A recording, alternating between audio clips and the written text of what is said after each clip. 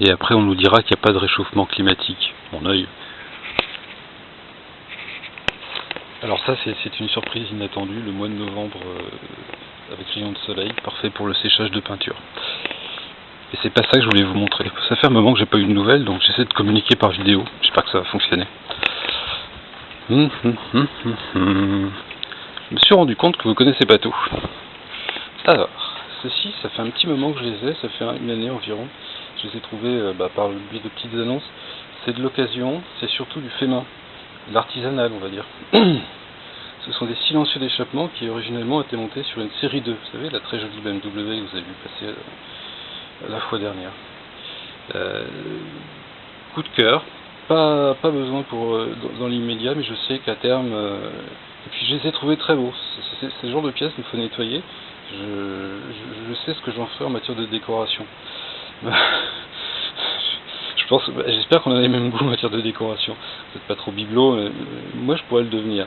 Alors pour vous donner une idée de l'échelle, je vous mets un pied, taille 43. Voilà. Vous remarquerez la chaussette portée avec le nu-pied. Je pense que vous avez toujours rêvé de fréquenter quelqu'un qui mêlait les deux. Chaussette blanche, hein, évidemment, pour l'élégance. C'est l'inox, c'est ce qui m'a attiré sur la photo.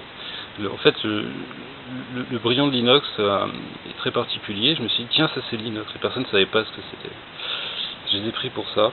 Et ce sont des silencieux, des cigares, pour une raison bien évidente. Cette forme est sublime. Je pourrais passer des heures à les regarder. Il y en a deux. Alors à l'intérieur c'est tout vide, ce qui veut dire qu'au niveau du bruit c'est roots industriel vintage, c'est juste pas possible. À terme il faudra les ouvrir et puis monter un système de chicane à l'intérieur ou d'absorption. Voilà. Je voulais vous montrer ça. Et je voulais vous montrer aussi ça. Ça vous connaissez déjà, mais je vous avais pas encore expliqué.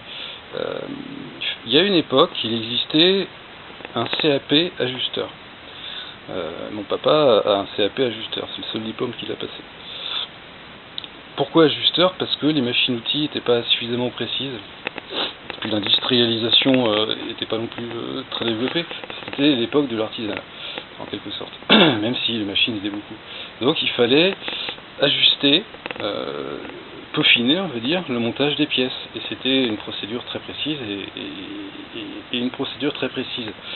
Le montage des pièces d'une moto, en fait, c'est de l'ajustage, c'est pas du montage. Il y a bien évidemment un ordre à respecter, mais au-delà de l'ordre, il y a une manière de serrer qui est vitale, parce que toutes ces pièces, en fait, sont interdépendantes les unes des autres et fonctionnent, enfin, ont une vie propre, en l'occurrence pour une colonne de direction et pour des bras de fourche, ça coulisse, ça tourne, et ça doit le faire librement. Ça, c'est composé de peu de pièces. Alors, la lumière étant là, donc là, vous vous souvenez, on doit, ça, c'est le T inférieur. Voilà. Le T inférieur, là, c'est le tube qui est relié au T inférieur, sur lequel se visse l'écrou de colonne de direction. Ça, c'est la colonne de direction qui est solidaire du cadre, et ça, c'est le T supérieur. Alors, l'ordre de montage, vous montez tout d'abord le T inférieur par en dessous, qui est monté sur roulement à l'intérieur. Vous avez deux roulements qui sont montés à force dans la colonne de direction. Vous montez votre T inférieur avec ceci, tout en douceur, à la Spaggiari, sans arme ni violence. Maillet en caoutchouc ou en bois. Donc vous tapotez, et une fois que vous avez fini de tapoter, ça rentre. Voilà. Une fois que ça c'est fait, vous laissez descendre en fait le T supérieur qui lui rentre tout seul, il suffit de le laisser tomber. Une fois que ça c'est fait, vous montez vos deux bras de fourche, là il n'y en a qu'un seul, qui traverse à la fois le T inférieur et le T supérieur. Alors, l'ordre de serrage, parce que ici, vous avez une vis qui serre le tube du bras de fourche sur le T inférieur, et ici, vous avez un bouchon qui vient se visser à l'intérieur du tube, ici aussi. Et en plus, vous devez serrer l'écrou de colonne de direction. Alors, ce qui est très important, c'est que les deux tubes les deux bras de fourche ne soient pas tordus. Ils doivent pouvoir rentrer librement là-dedans, parce que là, ça rentre aussi. Et on voit un petit méplat. Ça rentre. Ça rentre. Voilà, ça rentre. Là, il y a un petit méplat, et en fait, ça s'arrête avant. Donc, c'est calé. Alors, montez le T inférieur, montez le T supérieur, vous ne serrez rien. vous montez vos deux bras de fourche, vous ne serrez toujours rien. Cet écrou-là, vous commencez par le serrer, mais pas à fond, de manière à rapprocher le T supérieur de l'inférieur. Mais il faut qu'il y ait du jeu, c'est-à-dire qu'il faut qu'il puisse tourner. Une fois que ça c'est fait, vous enquillez votre bras de fourche, donc il traverse le T inférieur, et il arrive juste avant la butée du T supérieur. C'est-à-dire qu'il peut monter encore d'1 ou 2 mm, mais on l'arrête avant. Pourquoi?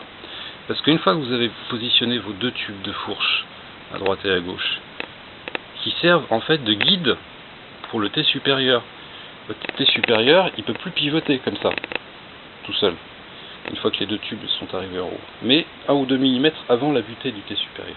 Donc comme ça, une fois que ça c'est fait, vous pouvez serrer votre écrou de colonne de direction, vu que votre T supérieur et inférieur sont alignés.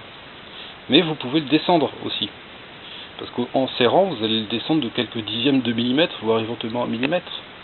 C'est pour ça qu'ici, ça ne doit pas être en butée. Une fois que les deux T sont serrés, que l'écrou de colonne est serré, là, vous remontez à fond vos deux tubes de fourche et vous serrez le bouchon qui se trouve ici qu'on ne voit pas. Ce qui a pour effet de remonter les tubes et de les coller en fait au T supérieur. Et si vous procédez ainsi, vos deux T sont alignés, c'est-à-dire que les deux perçages ici sont parfaitement alignés, et plus important encore, vos deux tubes de fourche fonctionnent vraiment en parallèle. Parce que si jamais vous ne respectez pas cette procédure, vous prenez le risque que vos deux tubes de fourche ne soient pas parallèles.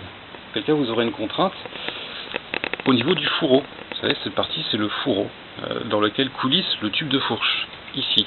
Et si jamais ces deux fourreaux, le fourreau droit et gauche, sont trop rapprochés ou trop éloignés, ça va travailler le biais, votre fourche va forcer, ce ne sera pas agréable à conduire et vous allez tout esquinter.